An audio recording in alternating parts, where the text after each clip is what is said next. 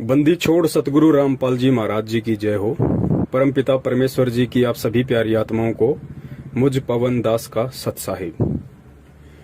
पुण्यात्माओं, आप सभी को पता है कि परमपिता परमेश्वर जी ने 4-5 व्हाट्सएप पे शंका समाधान नाम से ग्रुप बनवा रखे हैं। ऐसे ही शंका समाधान ग्रुप नंबर 1 में आज एक किसी भगत भाई का, जो कि राजस्थान के टोंक से हैं, एक ऐसा मैसेज, एक ऐसी फोटो उनकी तरफ से डाली गई थी उनके मोबाइल से, जो अश्लील थी, पोर्न थी, या यूं कह लीजिए कि एक भाई और बहन की बिल्कुल नंगी तस्वीर थी, जो यूट्यूब पे जगत वाले लोग डालते रहते हैं। बहुत सारी पोर्न फिल्में, ब्लू फिल्में पड़ी हुई हैं। तो ऐसी ही एक पोर्न पिक्चर राजस्थान के देवली से एक भगत भाई ने उसमें डाली, और डालने के बाद में काफी भगत भाई बहनों के रिएक्शन भी आए। किन्हीं का रिएक्शन उतावलापन था, किन्हीं का थोड़ा ज्ञान आधारित था, किसी का कैसा था। जैसे परमात्मा ने जिनको जैसी सद्बुद्धि दी है, उस आधार से सबने अपने अपने विचार व्यक्त किए कमेंट्स के माध्यम से। तो दास उसको देख नहीं पाया था, अभी परमात्मा ने दया की है। तो परमात्मा ने दास के अंदर प्रेरणा की कि एक छोटा सा संदेश भगत समाज को जाना चाहिए। बात ये नहीं है कि किसी भगत भाई ने पोर्न पिक्चर क्यों डाली या लोगों ने कमेंट्स क्यों किए, नहीं। मैं इन दोनों बातों से हटके परमात्मा ने जो प्रेरणा की है उस आधार से छोटा सा संदेश देना चाहूंगा। देखो पुण्यात्माओं, आप और हम कोई सामान्य आत्मा नहीं है, और वो व्यक्ति कोई सामान्य आत्मा नहीं है जो गुरुदेव की शरण में है या गुरुदेव की शरण में आने वाला है, क्योंकि विशेष आत्मा ही परमपिता परमेश्वर कबीर साहिब जी को अपना गुरु बनाती हैं। और इस सत भक्ति को अपनाने के बाद में पूज्य गुरुदेव जी ने बताया कि जो गुरु होता है वो लोहार का भी काम करता है, वो कुम्हार का भी काम करता है। जिस प्रकार कुम्हार मटके को अंदर से हाथ रख के बाहर उसको चोट मारता है हल्की हल्की, और लोहार भी लोहे की कोई चीज बनाने के लिए, उसको मूल्यवान बनाने के लिए, कीमत बनाने के लिए, और 5 रुपए की लोहे की कोई कैंची या कोई चाकू, कोई ऐसी चीज बना देता है कि मार्केट में, बाजार में उसकी कीमत लोहे से कई गुना ज्यादा हो जाती है। लेकिन उसके लिए लोहार कितना उसको जलाता है, उसको तपाता है, फिर चोट मारता है, कितना बारीकी से जो चीज बनाना चाहता है उसको तराशता है। कुम्हार भी इसी तरीके से एक मटका बनाने के लिए ना जाने कितने प्रयत्न करता है, तब कहीं जाके वो 5 रुपए की मिट्टी 60, 70, 80 रुपए का एक मटका बन पाती है।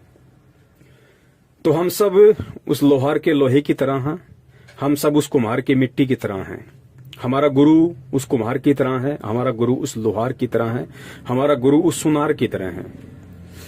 और ये भक्ति सीढ़ी दर सीढ़ी आगे चढ़ने की एक प्रक्रिया है। एक दिन में कोई भगत नहीं बन जाता, इस बात को परमात्मा भी जानते हैं, आप और हमें भी जान लेना चाहिए। तो काफी वर्षों से हम में से बहुत सारे भगत भाई बहन, कोई 2-4 से, कोई 5 वर्ष से, कोई 2 वर्ष से, कोई 6 वर्ष से, कोई 10 वर्ष से, कोई 15 वर्ष से परमपिता परमेश्वर सतगुरु रामपाल जी महाराज जी की शरण में है, भक्ति कर रहा है। आज से पहले उस किसी भी ग्रुप में ऐसी कोई भी भद्दी पोस्ट या भद्दा चित्र किसी ने नहीं भेजा। आज क्यों भेजा, हमने यहां पे विचार करना चाहिए, क्यों भेजा। हालांकि मैं उस भगत भाई को अच्छे से जानता हूं जिनके मोबाइल से वो पोर्न पिक्चर भेजी गई है, और मैं ये भी जानता हूं कि उनकी उम्र तकरीबन 60 साल से या 60 साल के आसपास होगी, 50 से 60 के बीच में, और वो भाई सरकारी नौकरी करता है, ड्राइवर है। उनके विचारों से मैं भली भांति परिचित हूं। वो कभी भी ऐसी हरकत नहीं कर सकते, कभी नहीं कर सकते वो। तो हो सकता है गलती से, क्योंकि आप भी जानते हो बच्चों के पास में भी मोबाइल काफी समय रहता है, छोटे बच्चों के पास भी। और नेट पे आप लोग जानते ही हो दुनिया वालों ने कितनी गंदगी फैला रखी है, या वैसे भी हम कोई वीडियो देखते हैं, गुरुजी का सत्संग भी देखते हैं, तो सतलोक आश्रम मैनेजमेंट हरियाणा वालों ने वैसे भी अपने सभी यूट्यूब चैनलों को मोनेटाइज करवा रखा है, एडवर्टाइजमेंट के लिए, पैसा कमाने के लिए उनको पंजीकृत करवा रखा है यूट्यूब से। तो बीच बीच में ऐसे भद्दे और अश्लील गंदे वीडियो चित्र आते रहते हैं। तो हो सकता है किसी नादान बच्चे के हाथ से गलती से यूट्यूब चलाते समय, फेसबुक चलाते समय या गूगल चलाते समय ऐसे कोई पिक्चर वगैरह ग्रुप में डल गई होगी, क्योंकि मैं उस भाई के विचारों से अच्छे से परिचित हूं। अब सवाल है पिक्चर क्यों डली, उस ग्रुप में पिक्चर क्यों डली। पुण्यात्माओं, ये हमारी परीक्षा होती है, ये हमारी परीक्षा होती है। परमपिता परमेश्वर ना जाने कितने बहाने बनाते हैं, कितने यत्न करते हैं, कितने कारण बनाते हैं, और परमात्मा अपने बच्चों को चेक करते हैं कि मेरी भक्ति का इनके ऊपर कितना असर हुआ। काल ने इनके ऊपर असंख्य युगों से जो तीनों गुणों का दबाव डाल रखा है, और मैंने आके पिछले 27 वर्षों से इतना ज्ञान दिया, सत भक्ति मंत्र दिए, वो कुनीन रूपी दवाई दी जो किसी भी रोग को जड़ से समाप्त कर सकती है। तो मेरे सत्संग रूपी कुनीन का मेरे बच्चों के ऊपर काल भगवान के तीनों गुणों को काटने का कितना असर हुआ है, ये परमेश्वर चेक करते हैं। मैं ये नहीं कहना चाहता कि गुरुजी की प्रेरणा से उस भाई के द्वारा या किसी बच्चे के द्वारा वो भेजा गया होगा, नहीं। इस ग्रुप के अंदर वो अश्लील पिक्चर डलना ही डलना था, क्योंकि वो योग था, संयोग था, उसको कोई काट नहीं सकता था। लेकिन उसी बहाने परमात्मा ने अपने बच्चों की परीक्षा भी लेनी थी। जिस प्रकार बरवाला कांड और करोथा कांड के विषय में कहा था पूज्य गुरुदेव ने कि ये जो करोथा कांड था ये काल भगवान का झकझोल था, काल भगवान की साजिश थी। और इसी बहाने परमात्मा ने भी अपने बच्चों की परख कर ली कि मेरे हीरे कितने कच्चे हैं और कितने पक्के हैं। तो पुण्यात्माओं, हर चीज का एक समय निर्धारित होता है, हर घटना का घटित होना पहले से निर्धारित होता है।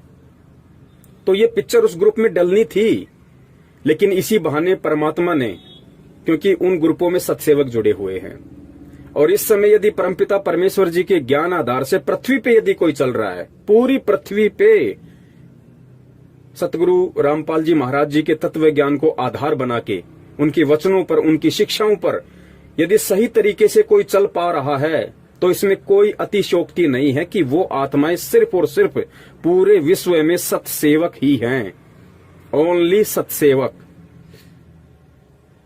तो पुण्यात्मा, गुरुदेव ने बताया कि जो बच्चा स्कूल में जाता है ना, नियम भी उसी के ऊपर लागू होते हैं, ड्रेस कोड भी उसी बच्चे के ऊपर लागू होता है, डिसिप्लिन भी उसी बच्चे के ऊपर लागू होता है, होमवर्क नहीं किया तो पिटाई भी उसी बच्चे की होती है जो स्कूल में एडमिट होता है। और जो बच्चा बाहर गधे के ऊपर बैठ के मजे ले रहा होता है, टीचर उसको कुछ नहीं कहता। तो सत्सेवकों के ग्रुप में ही ये पिक्चर क्यों डली, क्योंकि उन ग्रुपों में ज्ञान आधारी आत्माएं जुड़ी हुई हैं, और परमेश्वर ने उस पिक्चर के माध्यम से अपने बच्चों के हृदय को, आत्मा को, भाव को, आचार को, विचार को, उनके चरित्र को, उनके देखने के नजरिए को, दृष्टिकोण को परमेश्वर ने चेक करना कि देखता हूं मेरे बच्चों के अंदर अभी भी इन गंदे चित्रों को लेकर या गंदी कहानियों को लेकर, गंदे वीडियो को लेकर अभी भी उनके अंदर इस काल भगवान के तीनों गुण ही झलकते हैं, या मेरे से जो इन्होंने तत्व ज्ञान लिया है उस आधार से इनके ऊपर कोई असर होता है या नहीं होता है। तो ये परमेश्वर ने चेक करना है, क्योंकि इसी प्रकार परमात्मा हमें चेक करेंगे। हमें परमात्मा ठोकर मार मार के लोहार की तरह चोट मार मार के, कुम्हार की तरह चोट मार मार के ऐसे ही हमें पकाएंगे, ऐसे ही हमें परमात्मा तैयार करेंगे। मालिक को तो मालूम है उन सब बातों का कि इनके अंदर अभी तीनों गुणों का कितना प्रभाव है और मेरे ज्ञान का कितना असर है, वो तो अंतर्यामी है। लेकिन परमेश्वर ऐसी घटनाओं को जन्म देके, अंजाम देके, जो पहले से निर्धारित थी, परमेश्वर आप और हम में अपनी बुद्धि का, अपने विचारों का, अपने चरित्र का परमेश्वर आकलन करवाना चाहते हैं कि बच्चों तुम भी देखो कि अभी तुम्हारे अंदर कितना कच्चापन है और कितना पक्कापन है। तो जो गंदी पिक्चर ग्रुप में डाली गई उसके ऊपर हमें ज्यादा तीखे कमेंट्स नहीं करने थे। क्यों नहीं करने थे? क्योंकि अब हमें परमेश्वर ने इतना अनमोल ज्ञान देके और सब कुछ समझा दिया, इस आत्मा का भेद समझा दिया, शरीर का भेद समझा दिया। अरे सबको पता है कपड़े के नीचे सभी नंगे हैं। एक इंसान के अलावा ऐसा कौन सा प्राणी है जो अपना शरीर ढकता है, अपने गुप्तांगों को ढकता है? कोई नहीं ढकता।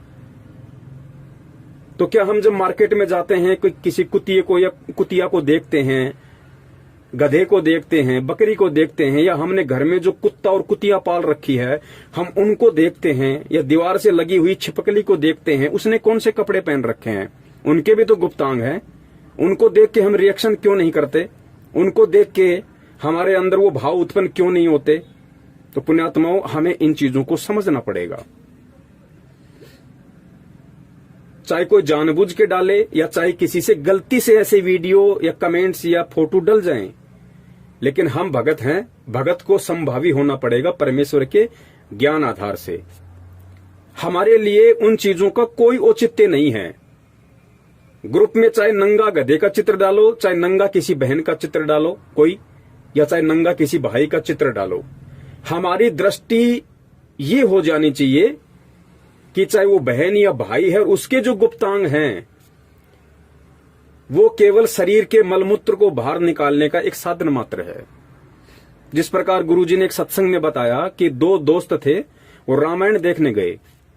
तो रामायण में क्या था कि राम भी लड़का बना हुआ था और सीता भी लड़का ही बना हुआ था, लेकिन उस लड़के ने पोशाक लेडीज वाली पहन रखी थी, मेकअप कर रखा था। वक्स पे उसने कुछ ऐसे बोल वगैरह लगा रखे थे, ऐसा लगे कि जैसे उसके स्तन हो, उसकी दूधी हो। बाल उसने बड़े बड़े नकली लगा रखे थे, मेकअप कर रखा था। तो जो साथी था, जो पहली बार गया था, उसने कहा, अरे देखो ये सीता के रोल वाली जो लड़की कितनी सुंदर है, ये तो हूबहू सीता जैसी लगती है। और कुछ उसके मन में विकार भी आए उस लड़की को देख के। तो साथी ने कहा, अरे भाई ये लड़की नहीं है, ये लड़का है। बोला, भाई नहीं, ऐसा थोड़ी हो सकता है, देख आंखों के सामने है। आप कह रहे हो लड़का है, आंखों के सामने दिख नहीं रही आपको, डिफरेंस नजर नहीं आ रहा। उसने कहा, अरे भाई इसने मेकअप कर रखा है, इसने लड़की वाले ये कपड़े, आभूषण, बाल वगैरह ये सब कुछ कर रखा है, ये लड़की नहीं है। लेकिन उसको जची नहीं। बोला, भाई ऐसा नहीं हो सकता, ये तो लड़की है भाई, और देख कितनी सुंदर है। तो उसका भ्रम निवारण करने के लिए रामायण खत्म होने के बाद दोस्त उसको उस कमरे में ले गया जहां पे वो सीता का रोल कर रहा लड़का अपने वस्त्र वगैरह, अपना मेकअप वगैरह उतारता था। तो वहां गए और उसकी आंखों के सामने जब उस लड़के ने बाल उतारे, कानों से कुंडल उतारे और अपनी छाती के ऊपर जो बोल लगा रखी थी या कोई भी ऐसी वस्तु लगा रखी थी, ऐसा लगे कि जैसे उसकी दूधी है। तो जब उसकी आंखों के सामने उसने सारे कपड़े उतारे और जब हाथ मुंह धोया और जब वो लड़का सामने खड़ा हुआ दिखाई दिया तो उसका भ्रम टूटा। अरे भाई, वास्तव में मैं तो भ्रमजाल में था, ये तो वास्तव में लड़का है भाई। और दूसरे दिन जब फिर वो रामायण देखने गए तो गुरुजी ने कहा कि वही लड़का वापस वही आभूषण पहन के, वही हार श्रृंगार करके, वही मेकअप करके, सीता वाला वही बोल वगैरह लगा के और रामायण के मंच पे आ गया। लेकिन उस दिन उस लड़के के मन में जरा भी कोई विकार या विक्षेप नहीं आया और ना ही ये भाव आया कि ये लड़की है, क्योंकि उसने हकीकत अपनी आंखों से देख ली थी कि ये लड़की नहीं, लड़का है, इसने केवल मेकअप कर रखा है। तो पुण्यात्माओं, गुरुजी ने बताया कि बच्चों ठीक इसी प्रकार इस काल भगवान ने इस एक आत्मा को दो आवरण पहना रखे हैं। एक ही आत्मा को एक पुरुष का आवरण पहना दिया और एक को स्त्री का आवरण पहना दिया, और तीनों गुणों के प्रभाव से हमारे को ऐसा बांध के रख दिया है कि हम इस भेद को डिफरेंशिएट नहीं कर पा रहे, हम इस अंतर को मिटा नहीं पा रहे थे। लेकिन पुण्यात्माओं, आज तो गुरुदेव ने हमें ज्ञान दे दिया आज परमेश्वर ने हमें आत्मा से लेके परमात्मा तक सारा भेद बता दिया, आत्म ज्ञान करवा दिया, परमात्म ज्ञान करवा दिया। अब तो हमारे जानने का समय है। और ऐसे समय में यदि हम इस तरह का रिएक्शन उन चीजों को लेके करेंगे, ठीक है, उस भाई ने अगर अपने मोबाइल से पिक्चर डाली है या डल गई, तो हमारा रिएक्शन कुछ और होना चाहिए था, थोड़ा प्यार से, कि भाई हो सकता है गलती से डल गई होगी, लेकिन आगे से भगत जी ध्यान रखिए। हो सकता है हमें उसको फोन करना चाहिए था, ग्रुप में कमेंट्स करने के बजाय। अगर गलती से उससे वो फोटो डली होगी, और जिन जिन आत्माओं ने उस फोटो के ऊपर जैसे जैसे कमेंट्स कर दिए, उसके बाद जब वो भाई उन कमेंट्स को पढ़ेगा, तो सोचो उस आत्मा के ऊपर क्या बीतेगी कि मेरे भगत भाई परमात्मा से ज्ञान लेने के बाद इतना सा धैर्य नहीं रख पाए, इतना सा संतोष नहीं रख पाए, कम से कम मुझे फोन कर लेते या मेरा स्पष्टीकरण देख लेते एक बार इस ग्रुप में कि भाई मैंने जानबूझ के डाला है या मेरे से गलती से डल गया, उसके बाद कोई रिएक्शन करते। पुण्यात्माओं, परमेश्वर जी ने हमें क्या ज्ञान दिया, परमेश्वर हमें क्या बनाना चाहते हैं, और हम उस ज्ञान को किस तरीके से ले रहे हैं, और हम क्या बनने की दिशा में आगे बढ़ रहे हैं। पुण्यात्माओं, हमारी स्थिति इन गुप्तांगों को लेके एक 2 या 5 वर्ष के बच्चे जैसी हो जानी चाहिए। जिस प्रकार एक 2 साल का या 5 साल का बच्चा अपनी माँ के साथ नहाने के लिए जिद करने लग जाए, तो माँ उस बच्चे को बाथरूम में अंदर ले लेती है, और माँ यदि निवस्त्र होके नहा रही है तो बच्चे को भी निवस्त्र करके नहलाती है। लेकिन उस बच्चे का ध्यान अपनी माता या बहन के गुप्तांगों पे नहीं जाता है। क्यों नहीं जाता? क्योंकि वो बच्चा विकार रहित होता है, उसके ऊपर तीनों गुणों का प्रभाव नहीं होता। उस समय तो स्वाभाविक नहीं होता, क्योंकि 12 साल के बच्चे के ऊपर इन गुणों का इतना प्रभाव नहीं होता। 12 साल के बाद में उस बच्चे के ऊपर प्रभाव होना शुरू होता है। और धर्मशास्त्रों के अनुसार यमराज भी 12 वर्ष तक के बच्चे को किसी भी कुकृत्य के लिए वो सजा नहीं देता है जो सजा 12 साल के उपरांत किसी व्यक्ति को उस कुकृत्य के लिए मिलती है। क्योंकि वेदों में 12 साल तक के बच्चे को नादान अबोध कहा जाता है, उसको क्षमा दान दिया जाता है। तो पुण्यात्माओं, उस समय तो वो नादान बच्चा, अबोध बच्चा, इसलिए उसके ऊपर विकार हावी नहीं। लेकिन आज तो हमें परमेश्वर ने तत्व ज्ञान दे दिया पुण्यात्माओं। अब हमें इन विकारों को लेकर नादान हो जाना चाहिए, अबोध हो जाना चाहिए, और हमारे बोलने का तरीका, किसी भी चीज को देखने का दृष्टिकोण एक भगत के जैसा होना चाहिए। गुरुदेव ने तो यहां तक कहा है कि मानुष्य देवता किया करत न लाइवार, कि इस ज्ञान के माध्यम से आपको अपने शरण में लेते ही पुण्यात्माओं मैं आपको आम इंसान से देवता की कैटेगरी में खड़ा कर देता हूं। लेकिन पुण्यात्माओं, हमें देवता तक ही संतुष्ट नहीं रहना है। फिर गुरुदेव ने बताया कि देवलोकों में भी यही आग लगी हुई है, वहां भी अर्धनग्न डांस, वासना, सब कुछ यही रोग। हमें तो देवताओं से ऊपर उठ के हंस बनना है, हंस। और वो प्रक्रिया हमसे परमात्मा यही अपनवाएंगे। हंस भी परमात्मा हमें यही पृथ्वी लोक पे बनाएंगे।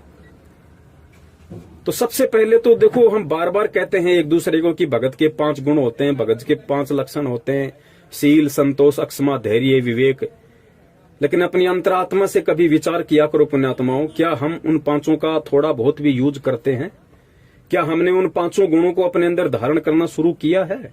खाली गुरुजी के सत्संग सुनते रहने से रात दिन, या गुरुजी को परमात्मा कहते रहने से, या गुरुजी का जन्मदिन ना मनाने से, गुरुजी का बोध दिवस ना मनाने से ही हम केवल एक सच्चे और अच्छे भगत की श्रेणी में नहीं आएंगे। हम एक सच्चे और अच्छे भगत की श्रेणी में उस समय आएंगे जब हमारा प्रैक्टिकल और थ्योरी दोनों बराबर होंगे, मैच करेंगे। तब हम एक सच्चे और अच्छे भगत की श्रेणी में आएंगे, एक सत्सेवक की श्रेणी में आएंगे। वरना यहां तो लोग आंधी की तरह आते और तूफान की तरह भग जाते हैं। दास को तो 6 साल का अनुभव है।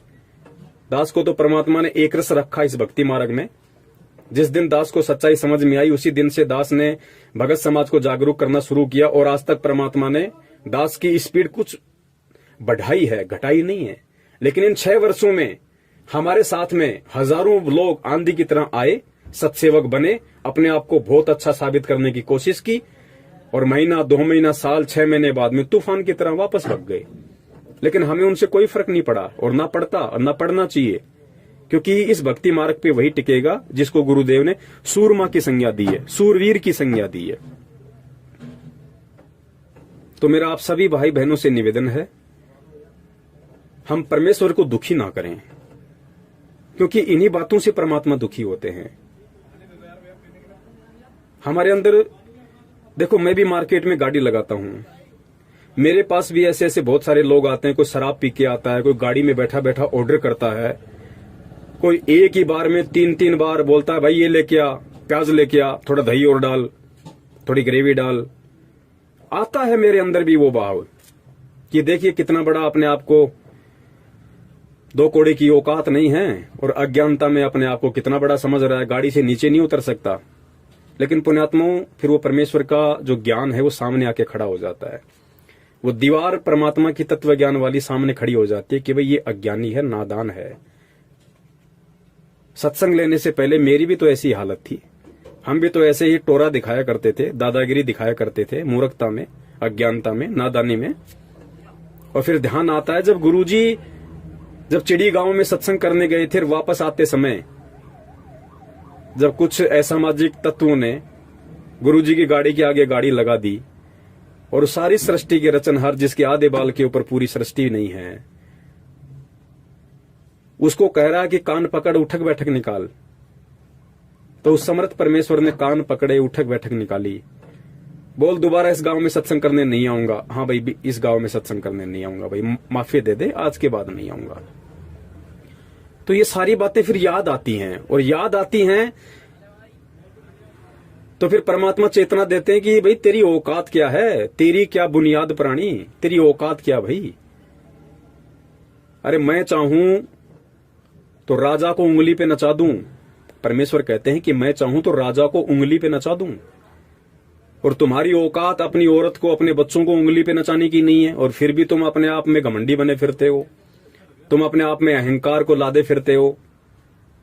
तो पुण्यात्माओं, हमें कितना अधीन, कितना विनम्र, कितना इस परमेश्वर के ज्ञान को आधार बना के हमने हंस बनना होगा। ठीक है, शुरू में नहीं होता, एक बार में नहीं होता। सत्संग सुनते रहने से भी कई बार बातें हमारे दिमाग के ऊपर से निकल जाती है। इसीलिए परमात्मा ने ये साध संगति रखवाई है, ये शंका समाधान के प्रोग्राम रखवाए हैं। एक दूसरे भगत भाई बहनों को आपस में जोड़ने के लिए फेसबुक चलाई है, व्हाट्सएप चलाई है, यूट्यूब चलाई है, ताकि हम एक दूसरे से सीखें। कोई अगर कोई बात बोलता है तो हम उसी की बात को ना जानते ना। अभी एक थोड़े दिन पहले एक भाई था, बहुत अच्छे संपर्क है मेरे उससे, 2 साल से संपर्क हैं, सत्सेवक बना हुआ है, जयपुर का रहने वाला है। और जैसे ही मैंने ये कल्कि वाला जो वीडियो उसके पास भेजा, लाइव वाला, और उस पे हेडलाइन लिखी हुई थी कि असली कल्कि अवतार संत रामपाल जी महाराज है, तुरंत उसने कमेंट्स कर दिया कि भगत जी, भगत समाज को क्यों मूर्ख बना रहे हो, आप गुरुजी को काल का अवतार क्यों साबित कर रहे हो। अब बताओ, मैंने माथे में 3 थप्पी खाई, मैं क्या कहूं अब उस भाई को। तो मैंने उसको यही कमेंट्स में लिख के भेजा कि भैया, परमेश्वर के ज्ञान आधार से मुझे ऐसा लगता है कि पढ़े लिखे अंधे ऐसे ही व्यक्तियों को कहा जाता है जो व्यक्ति पैकेट को खोले बिना ही अपना मत प्रकट कर देते हैं कि इस पैकेट में क्या है। ऐसे व्यक्तियों को ही पढ़ा लिखा अंधा कहा जाता है। उसके बाद उसका कोई जवाब नहीं आया, क्योंकि फिर उसने वीडियो देखा होगा, और वीडियो देखा होगा तो उसके समझ में आ गया होगा कि पवनदास कौन से कल्कि की बात कर रहा है। तो पुण्यात्माओं, हमें बहुत सोचना पड़ेगा, बहुत समझना पड़ेगा। खाली भगत नाम रखवा लेने से या अपने नाम के आगे पवन दास लगाने से या और कोई दास लगा लेने से हम केवल भगत नहीं बन जाएंगे, दास नहीं बन जाएंगे। परमेश्वर कहते हैं कि दासा तन नेड़े नहीं और नाम धरावे दास। भाई, पानी के पिए बिना कैसे बुझेगी प्यास। प्यासा आदमी जब तक पानी नहीं पिएगा तो प्यास नहीं बुझ सकती। इसी प्रकार पुण्यात्माओं, जब तक हम परमेश्वर के सत्संगों को सुन के उनके एक एक वाणी पे, एक एक शब्द पे, दोहे पे, शब्दों पे अमल नहीं करेंगे और फिर अपने जीवन में उन वाणियों को नहीं उतारेंगे, तब तक हम भगत 7 जन्म में भी नहीं बन सकते, चाहे हम कितनी ही बड़ी बात क्यों ना कर लें। तो मेरी आप सभी से विनती है कि अब हमने बहुत कुछ सोचना पड़ेगा, समझना पड़ेगा, परमेश्वर के ज्ञान को आधार बनाना पड़ेगा। खाली कहने सुनने से बात नहीं पड़ेगी। गुरुजी कहते हैं भाई ये कहने सुनने का नहीं, ये तो कर पाड़ने का मार्ग है, कर पाड़ने का। तो पुण्यात्मा अब हमने कर पाड़ना होगा, गुरुजी के शब्दों को अपने लाइफ में अमल करना होगा भाई, अपने जीवन में उसको चरितार्थ करना होगा। फिर देखना उनका रिएक्शन, फिर देखना तुम्हें खुद महसूस होगा कि हाँ मैं कितना भगत बनता जा रहा हूं, मेरे अंदर कितनी भक्ति प्रवेश हो रही है। आंखों से दिखाई देगा, आंखों से। क्योंकि बीमार व्यक्ति के अंदर यदि वो गोली दवाई यदि मुंह से या इंजेक्शन से यदि अंदर नहीं जाएगी तो गुरुजी कहते हैं कैसे असर करेगी उस रोग के ऊपर, कैसे अटैक करेगी। तो गुरुजी कहते हैं कि इन कानों के माध्यम से ये जो सत्संग रूपी दवाई है इसको अंदर जाने दो पूरा, तब जाके ये अंदर रिएक्शन करेगी। तो मेरा तो आप सभी भाई बहनों से जो भी इस ऑडियो को सुन रहे हैं, मेरी हाथ जोड़ के आप सभी से यही मेरा निवेदन है, मेरी प्रार्थना है। सतसेवक एक ग्रुप या सतसेवक नाम यदि किसी भगत के पहले परमात्मा ने रखवाया है तो बहुत सोच समझ के परमेश्वर ने रखवाया है। या तो अपने नाम के आगे सतसेवक लगाओ मत अभी, और अगर सतसेवक लगाना शुरू कर दिया है तो मेरा निवेदन है कि परमेश्वर की जो सोच थी, परमेश्वर की जो प्रेरणा थी, जिस आधार से उन्होंने सतसेवक वर्ड को हम भक्तों के ऊपर लागू करके और काल एजेंट सतलोक आश्रम मैनेजमेंट हरियाणा से हमारे को डिफरेंट किया, अलग किया है कि सतसेवक कौन है और मैनेजमेंट कौन है। तो हमें उस सतसेवक शब्द की लाज रखनी चाहिए, हमें परमात्मा की लाज रखनी चाहिए। बाकी तो जो जैसा करेगा वैसा उसको मिलना ही है, ये तो अटल विधान है भाई। जबरदस्ती का मार्ग है नहीं, ना परमात्मा जबरदस्ती करेगा। समझा परमात्मा ने लाखों बार दिया, फिर भी नहीं समझ में आया, कोई कमी रह गई तो परमात्मा ने अपने सतसेवक बच्चों को खड़ा कर दिया। आज व्हाट्सएप पे, यूट्यूब पे, फेसबुक पे धूम मची हुई है, वीडियो की, ज्ञानाधारी वीडियो की, हर चीजों की कोई कमी नहीं है। एक एक शब्द अगर देखा जाए, सोचा समझा जाए तो हीरे मोती लाल के समान है, कोई कमी नहीं, ना किसी वीडियो में, ना किसी ऑडियो में, ना किसी संदेश में। अब भी अगर कोई कमी रहेगी तो फिर हमारे अपने विचारों की रहेगी, हमारी अपनी सोच और समझ की रहेगी। उसमें परमात्मा दोषी नहीं होंगे, फिर हम खुद ही दोषी होंगे। तो आगे से हम ध्यान रखें, मैं भी, आप भी। यदि ऐसी कोई घटना फिर से घटित हो जाती है तो हमने किसी बात का कोई बतंगड़ नहीं बनाना। डाल दिया, डालने वाले ने डाल दिया। अब जिस व्यक्ति का काम ही कूड़ा करकट करने का है वो करेगा, आप उसके साथ में कब तक जिदोगे, कब तक लड़ोगे, कब तक बहस करोगे? क्या यही करते रहोगे आप? गुरुदेव ने कहा कि आप आगे बढ़ जाओ, आप उसको क्रॉस कर दो। जो उस कूड़े के पास ठहरेगा उसको बदबू आएगी, तुम्हें कहां बदबू आएगी? तुम उसको अनदेखा करो, आगे बढ़ो। भाई हम रास्ते से जा रहे हैं, कोई कसाई बकरा काट रहा है, कोई शराबी शराब पी रहा है, कोई गाली देने वाला गाली दे रहा है, कोई शराब की दुकान पे शराब पी रहा है, कोई बेच रहा है, तो क्या हम उनसे लड़ने लग जाएं कि तू क्यों बेच रहा है? तेरे अंदर इतनी भी बुद्धि नहीं है। हम क्या करते हैं, हम चुपचाप निकल जाते हैं, हम देखते नहीं, उनकी तरफ ध्यान ही नहीं देते। तो ग्रुप में यदि ऐसी कोई घटना घटित हो जाती है, ऐसी कोई यदि वीडियो या पिक्चर गलती से किसी से डल जाती है, या कोई मंदबुद्धि व्यक्ति जानबूझकर भी डाल देता है, तो हमने उस चीज को ज्यादा नहीं उधेड़ना है। क्योंकि अगर गोबर में अगर लकड़ी करोगे तो उसमें से बदबू आएगी। तो हम आगे बढ़ जाएं बस। गुरुजी कहते हैं जीवत मुक्ता शोक हो आशा तृष्णा खंड, और मन के जीते जीत है क्यों भर में ब्रह्मंड। हमने इस ज्ञान को आधार बना के सतगुरुदेव जी के आशीर्वाद से, उनसे भीख मांगते हुए हमने अपने मन को जीतने की कोशिश करनी है। हम दुनिया को नहीं जिता सकते, दुनिया को नहीं जीत सकते, और ना हमें जीतना है, ना किसी को जिताना है। हम खुद यदि उन चीजों पे काबू प्राप्त कर लेंगे तो सोचो हम जीत गए, हम परमेश्वर की परीक्षा में सफल हुए। परमात्मा सब देख रहा है, कौन जानबूझ के कर रहा है, कौन अनजाने में कर रहा है, उसी अनुसार उसको आने वाले समय में उसका रिजल्ट मिलेगा। बस इतनी सी बात है, संदेशा देना हमारा काम है। ऐसी कोई घटना यदि घटित होती है हमारी आंखों के सामने, और यदि हमें उचित लगता है तो एक प्यारा सा मैसेज हमें जरूर छोड़ना है, और ऐसा मैसेज छोड़ना है कि दूसरे भगत भाई बहनों को भी अच्छा लगे, उनको भी एक मैसेज जाए कि हाँ भाई, मैं भी अगर नेक्स्ट टाइम कभी अगर किसी को कोई संदेश दूं, कोई मैसेज दूं, तो मैं भी इन शब्दों का प्रयोग करूं ताकि सबके ऊपर उसका सकारात्मक असर हो। तो इन्हीं शब्दों के साथ दास अपने विचारों को विराम देता है। मेरा मकसद यहां किसी भाई बहन के कमेंट्स को लेके उनसे नाराज होते हुए प्रतिक्रिया देना नहीं था। इस चीज को दिलो दिमाग से आप जी निकाल देना। परमात्मा की प्रेरणा से मेरा मकसद इस ग्रुप के सभी भाई बहनों को परमेश्वर की प्रेरणा से, उनके आशीर्वाद से एक संदेश देना था कि अभी हम इस भक्ति मार्ग में कहां हैं और हमें कहां पहुंचना है। उसके लिए हमें हमारी सोच को, हमारी बुद्धि को, हमारे विचारों को कितना परिपक्व करना पड़ेगा, गुरु जी के ज्ञान को कितना आधार बनाना पड़ेगा, तब हम उन चीजों को अचीव कर पाएंगे, अन्यथा नहीं। सत साहिब, जय हो बंदी छोड़ की। बंदी छोड़ सतगुरु रामपाल जी महाराज की जय हो। सत साहिब।